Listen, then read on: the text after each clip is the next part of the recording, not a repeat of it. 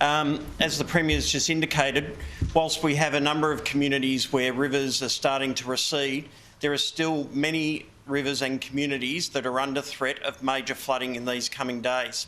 Starting in the west of the state, the Wimmera River is expected to peak at 3.6 metres tomorrow, being Tuesday.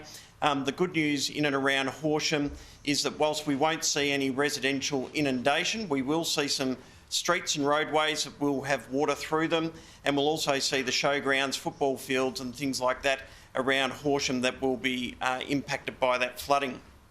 At Charlton, similarly, good news, the rivers have now peaked on the Avoca at Charlton.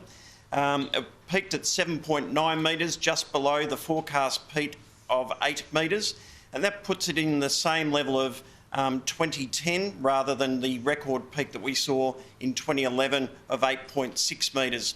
And at this stage, we're not seeing significant numbers of properties being inundated there. The floodwaters on the Loddon River now start to affect all of the communities upstream of Serpentine as the waters move towards the Murray River. And in particular, we're going to see Kerang coming under pressure Tuesday night into Wednesday, where it'll start to reach the major flood level, and expecting at this stage for that major flood level to peak Wednesday into Thursday. The challenge for Kerang is that it will be isolated, potentially for up to 7 days. So there was a community meeting held there yesterday. The community is now readying themselves. The roads will be sandbagged to join up the levees around Kerang. And at this stage, at the height that we're expecting of 78 metres, we do expect Kerang to be able to remain dry, but it will be isolated. And so we're asking the Kerang community to consider whether they should now be moving to another location, given that peak expected Wednesday into Thursday. At Rochester, we're slowly starting to see the Campaspe River recede. It has now reached the moderate flood level, but even at the moderate flood level, there is still significant inundation of the township. It's still too early for our impact assessment teams to be able to get in there and do a detailed assessment of the impacts, but as we've seen through aerial footage and our assessments, around 85% of the township, we believe, has had inundation of properties in that space. Moving to Echuca, we've seen the peak late yesterday afternoon at Echuca at 96.25 metres. It is slowly receding on the Campaspe River. It's now back around 96 metres at that location, but it's still going to be at that major flood level for another 24 to 48 hours. That means there's still around 1,200 properties that are either isolated or some levels of inundation either on the property and a number of homes above floor. Again, impact assessment will occur once that major flood peak has gone through, noting that the second flood peak is coming from the Murray River. And the Murray River is expected to peak at 95 metres AHD, which means we're going to see around 1,000 to 2,000 properties in Echuca come under pressure from Tuesday onwards in that area. Moving up to Shepparton, if there's some light at the end of the tunnel, what we were forecasting, which was 12.2 metres and potentially 7,300 homes being potentially impacted in one form or another. The good news on the Goulburn River at Shepparton is that it peaked this morning at 12.05 metres. That 15 centimetres makes a significant difference to the number of properties either isolated or impacted. We believe around 4,000 properties there are now either isolated or have some levels of inundation. Again, impact assessment will occur over the next weekend.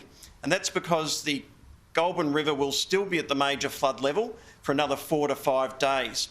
The causeway in particular between Mooroopna and Shepparton will only see the water drop below the causeway, we believe, Thursday into Friday, and then that will need to be assessed before it can be reopened. But it will be some time yet before we see the major flood level, which is around 11 metres, being below that level in and around Shepparton, Kyalla and also Mooroopna. At Orvale, which is just on the outskirts of Shepparton on the Broken River, that also has now peaked at 8.35 metres and is likely to continue to remain at that major flood level for the next 2 days. At Seymour, the Goulburn River is continuing to recede despite the releases that are coming out of Lake Eildon, and we're now seeing a level at the moderate flood level of 6.5 metres, and that will continue to recede. Over in the southwest of the state, the Hopkins River at Allensford is expected to peak there in the next 24 hours. We're only talking about a handful of houses that are likely to be impacted there, but the most significant impact is to the Princes Highway, which is cut between Camperdown and Allensford, and so we're advising people that might be travelling in that area to make sure that you're checking Vic traffic in terms of your travel plans. We continue to see a significant number of rescues occurring. We've now seen over 650 flood rescues have to occur during this event. We've had another 100 or so overnight in and around the Shepparton Goulburn Valley district.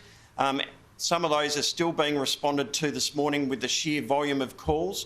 Our emergency services, both SES, Fire Rescue Victoria, Police, Shepparton Search and Rescue Squad, are all doing an amazing effort there.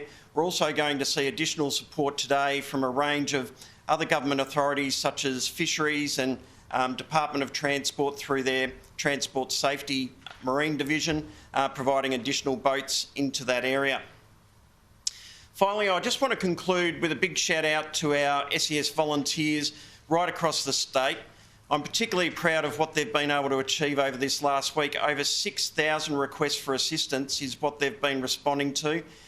They haven't done it alone. They've been supported by our volunteers from CFA, from Lifesaving Victoria, from the Rapid Relief Team, not to mention our career teams from Forest Fire Management Victoria, from Fire Rescue Victoria, Police, Ambulance, local council and a range of other community groups. If I can say a very sincere thank you to our volunteers, but particularly to their employers. We're moving into the working week now. We can't thank our employers of our volunteers enough for releasing them to be available to respond to this flood emergency, and we look forward to that continued support from those employers.